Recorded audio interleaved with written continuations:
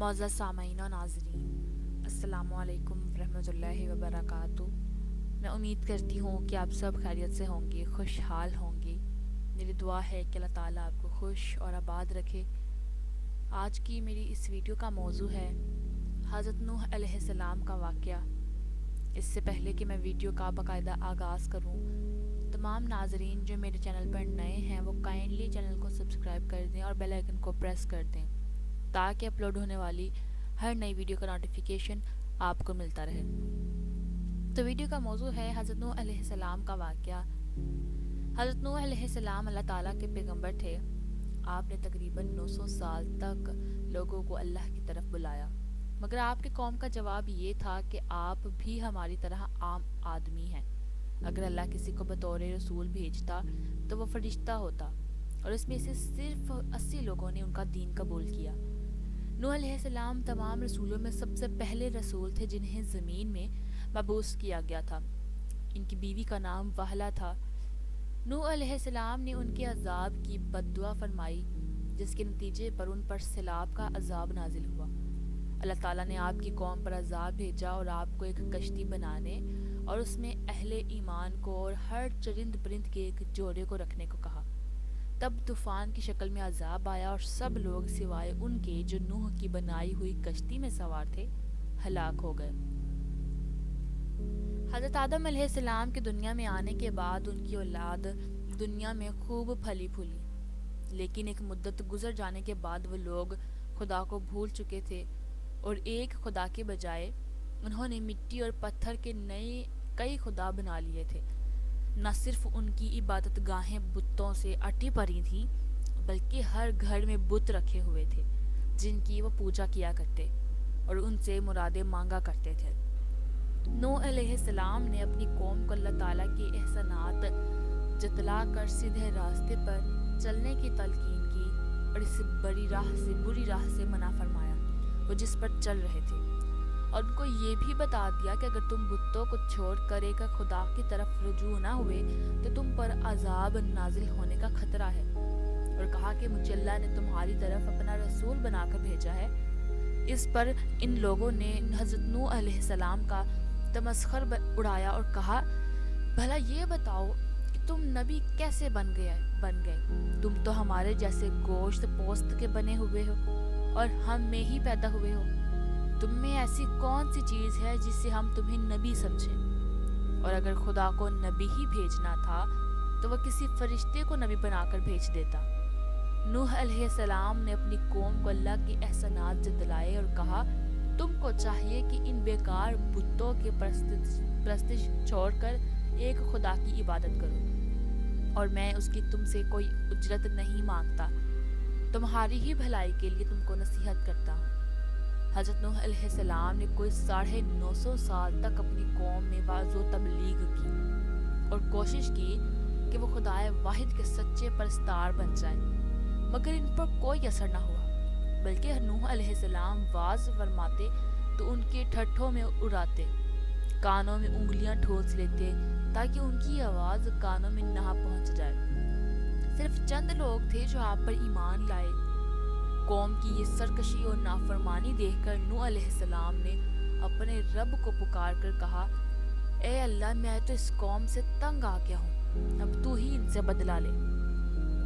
خداوند تعالیٰ نے نوح علیہ السلام کو حکم دیا کہ ایک کشتی بناؤ، اور یہ بھی حکم دے دیا کہ دیکھنا اب کسی کی سفارش نہ کرنا، اب ان پر ضرور عذاب نازل ہو کے رہے گا۔ حضرت نوح علیہ السلام کے خدا کی حکم کے مطابق کشتی بنانے میں لگ گئے۔ جب کشتی بن کر تیار ہو گئی تو خدا نے حکم دیا کہ اپنے اہل اور ان لوگوں کو کشتی پر سوار کر لو جو مجھ پر ایمان لائے ہیں، اور ہر جانور کا ایک ایک جوڑا بھی کشتی میں رکھ لو۔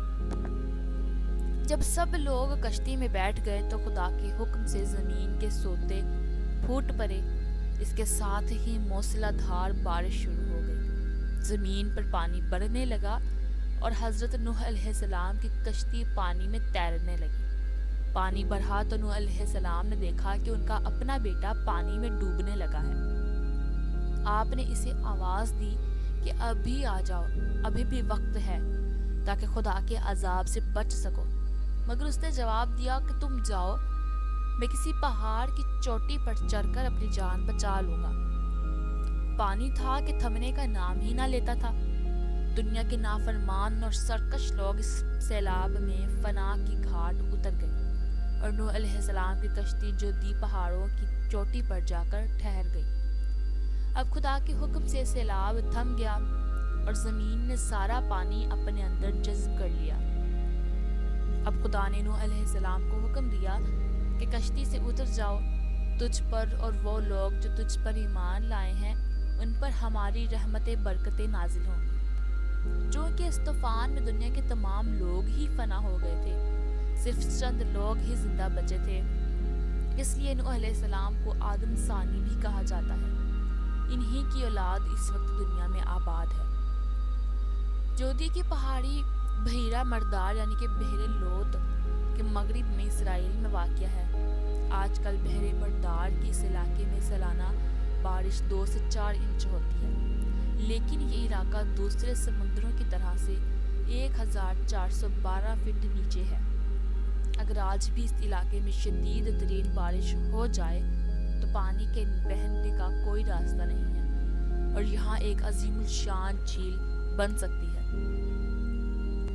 اب یہاں پر یہ بھی بتانا ضروری ہے کہ ملفوظات مجدمات حاضرہ میں جو تحقیق احمد رضا خان بریلوی کی درج ہے وہ بھی کافی عمدہ ہے۔ فرماتے ہیں کہ ان کی تعمیر آدم علیہ نبینا علیہ الصلاۃ والسلام سے 14,000 برس پہلے ہوئی۔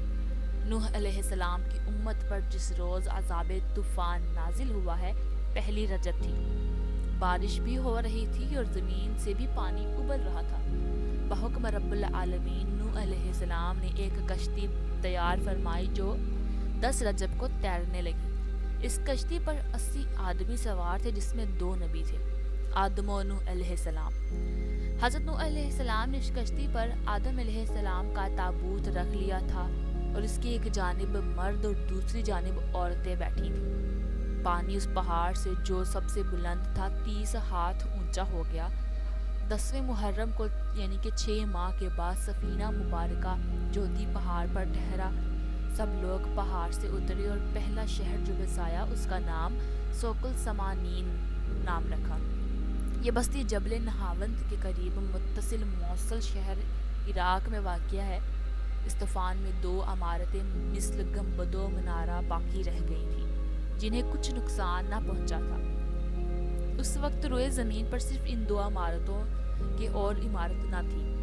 امیر المومنین علی کرم اللہ وجہ الکریم سے انہی عمارتوں کی نسبت منقول ہے، یعنی دونوں عمارتیں اس وقت بنائی گئیں ستارہ نصر نے برج سرطان میں تحویل کی تھی۔ نصر 2 ستارے ہیں جو نصر واقعہ اور نصر طائر، اور جب مطلق بولتے ہیں تو اس سے نصر واقعہ مراد ہے۔ ان کے دروازے پر ایک گدھ نما کی تصویر ہے اور اس کے پنجے پر گنگجا یعنی کہ گرگٹ یعنی کہ بچھو ہے جس سے تاریخی تعمیر کی طرف اشارہ ہے۔ مطلب یہ کہ جب نصر واقعہ برج سرطان میں آیا اس وقت یہ عمارت بنی، جس کے حساب سے 12,640 سال 8.5 مہینے ہوتے ہیں۔ اور اب ستارہ نصر واقعہ برج جدی کے 16ویں درجے میں ہے، تو جب سے 6 برج 15.5 درجے سے زائد طے کر گیا۔ حضرت آدم علیہ السلام کی تخلیق سے بھی 7.6 برس پہلے کے بنے ہوئے ہیں کہ ان کی سیدنا آدم علیہ السلام کی افرینش کو 7,000 برس سے کچھ زائد ہوئے لاجرم یہ قوم جن کی تعمیر ہے کہ پیدائش آدم علیہ السلام والسلام سے پہلے 60,000 برس زمین پر رہ چکی ہے۔ امید کروں گی ناظرین کہ آج کی یہ معلومات آپ کو پسند آئی ہوگی، آج کا یہ واقعہ آپ کو پسند آیا ہوگا۔ اگر آپ کو ویڈیو اچھی لگی ہو تو لائک، شیئر اور کمنٹ ضرور کر دیجیے گا، اور کائنڈلی چینل کو سبسکرائب کر دیں اور بیل آئیکن کو پریس کر دیں تاکہ اپلوڈ ہونے والی ہر نئی ویڈیو کا نوٹیفیکیشن آپ کو ملتا رہے۔ اپنی دعاؤں میں یاد رکھیں۔ اللہ حافظ۔